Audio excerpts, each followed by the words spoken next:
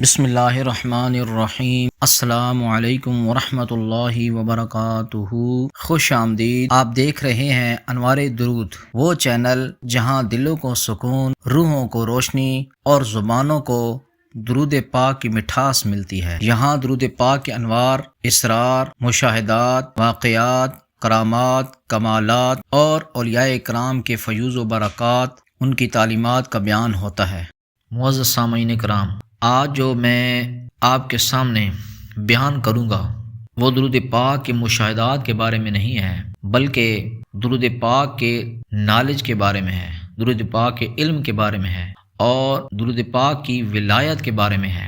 بہت خاص باتیں آج آپ کے سامنے کرنی ہیں، اور یہ جو میں بیان کروں گا یہ میرا بیان نہیں ہے، یہ حافظ محسن صاحب درود اکیڈمی والے ہیں۔ ان کو ایک ممبر نے سوال کیا کہ حافظ صاحب، آپ نے ولایت درود شریف پر کتاب لکھی، میں نے اس کتاب کی چاروں اقساط پڑھی ہیں۔ انہوں نے 4 اولیاء کرام کے جنہوں نے درود شریف پڑھا ہے ان پر انہوں نے کتاب لکھی۔ تو وہ فرماتے ہیں، سوال کرنے والے نے سوال کیا کہ ان 4 قسطوں کو پڑھ کر جہاں درود شریف کے ان گنت اسرار اور بھید کھلے، وہیں ایک سوال بھی دل میں پیدا ہوا کہ کیا درود شریف کی بھی ولایت ہوتی ہے؟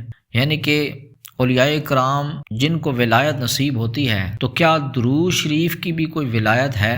درود شریف پڑھنے سے بھی بندہ ولی بن جاتا ہے، یا درود شریف پڑھنے سے بھی بندے کو ولایت ملتی ہے؟ اور اگر ملتی بھی ہے تو کیا اس ولایت کے سلسلے بھی ہوتے ہیں؟ اور عام طور پر یہ بھی کہا جاتا ہے کہ سلوک کے راستے پر چلنے کے لیے مرشد کی بھی ضرورت لازمی ہوتی ہے، تو کیا درود شریف کے راستے پر چلنے کے لیے مرشد کا واسطہ ضروری ہے؟ کیونکہ مشہور ہے کہ بارگاہ الہی، بارگاہ رسول صلی اللہ علیہ وسلم تک بغیر واسطہ پہنچنا محال ہے۔ تو یہ سوال حافظ محسن صاحب درود اکیڈمی والے ان کی طرف کیا گیا۔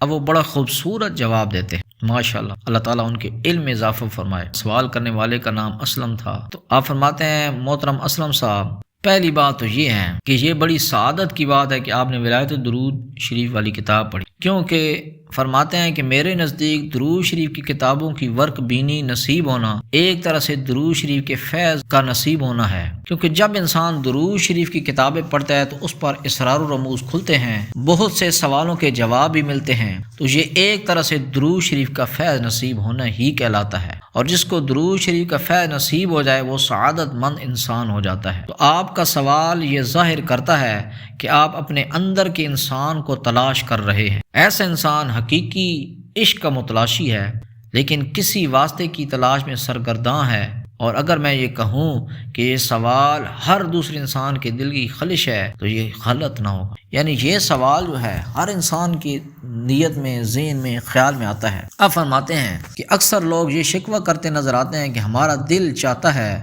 ہم کثرت سے درود شریف پڑھیں، ہم اللہ سے باتیں کرنا چاہتے ہیں، برگاہ نبوی میں صلی اللہ علیہ وسلم میں اپنی پہچان بنانا چاہتے ہیں، لیکن سمجھ نہیں آتا کہ شروع کہاں سے کریں۔ مثال کے طور پر کچھ بندے درود شریف پڑھتے ہیں، بڑے شوق اور جذبے کے ساتھ پڑھتے ہیں، لیکن پھر دنیا کی رنگینیوں یا غفلت میں پڑھ کر تعداد کم ہو جاتی ہے، روز نیا ارادہ کرتے ہیں لیکن اس پر قائم نہیں رہتے۔ خواہش تو یہ ہے کہ درود شریف پڑھیں اور اتنا پڑھیں کہ ہماری سانسوں کی تعداد کم ہو اور درود شریف زیادہ ہو، مگر یہ لوگ جو ہیں کبھی کامیاب نہیں ہوتے، اور کوئی ایسا مرشد بھی نہیں ملتا جو ہماری رہنمائی کرے یا جو ہمیں انگلی سے پکڑ کر اس راستے پر چلائے۔ ایسے میں سمجھ سے بالا تر ہے کہ کریں تو کیا کریں۔ یہ کچھ باتیں ہیں جو ہر دوسرے شخص کے دل اور دماغ میں گردش کرتی ہے، خاص کر جب وہ درود شریف کے سفر پر نکلے، اس وقت اس کے ذہن میں یہ خیالات آتے ہیں۔ لیکن یہاں یہ بھی عرض کرنا چاہوں گا کہ اس راستے کا راہی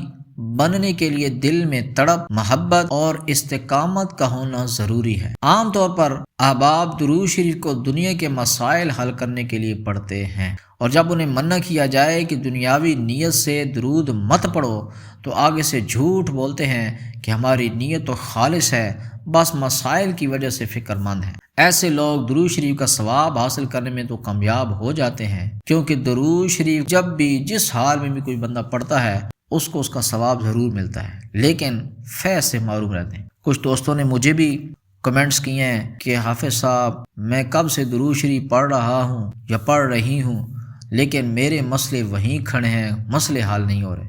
تو میں نے ان کو کہا کہ آپ مسائل کو مائنڈ سے نکال کر، ذہن سے نکال کر درود شریف پڑھیں۔ کچھ لوگوں کے ہاں یہ بھی تصور ہے فیض کا مطلب ہے اچھے اچھے خواب آنا، مختلف بزرگوں کی زیارات ہونا، مسائل حل ہونا، پریشانیاں دور ہونا، قرض اور مرض سے نجات ملنا، یہ سب فیض ہے۔ تو معزز سامعین کرام، یہ دونوں قسم کے لوگ غلط فہمی کا شکار ہیں۔ یعنی اگر کوئی شخص اس نیت سے پڑھتا ہے کہ میرے مسئلے حل ہو جائیں اور میں درود شریف پڑھوں گا تو یہ غلط بات ہے۔ اور دوسرا، وہ شخص کہ میرے اندر روحانیت نہیں آ رہی، مجھے فیض نہیں مل رہا، کیسے کہ مجھے زیارات نہیں ہو رہی، مجھے خواب نہیں آ رہے، کرامات نہیں کھل رہی، اچھے اچھے خواب نہیں آ رہے، تو لوگ یہ سمجھتے ہیں کہ یہی روحانیت ہے اور یہی فیض ہے۔ حالانکہ عشق رسول صلی اللہ علیہ وسلم کا کاسہ لے کر نکلنے والا فقیر کسی مشاہدے یا تجربے کا محتاج نہیں ہوتا۔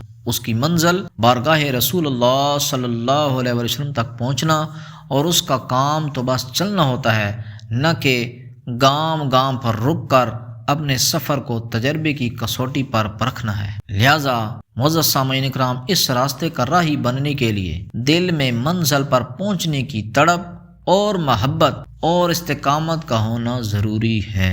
تجربات، مشاہدات، زیارتیں، کرامتیں، یہ تو بچوں کے کھیل ہیں۔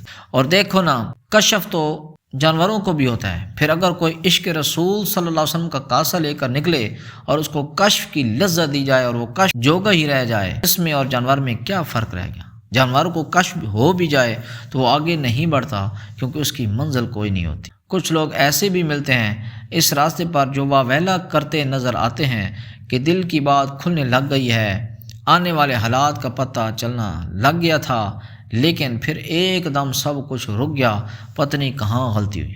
معزز سامعین اکرام، غلطی کوئی نہیں ہوتی، بس نیت غلط ہوتی ہے، کیونکہ ہم ان چیزوں کو منزل سمجھ بیٹھتے ہیں، نیت کچھ اور ہے، طلب کچھ اور ہے، اور پھر اس کا رزلٹ بھی کچھ اور ہے۔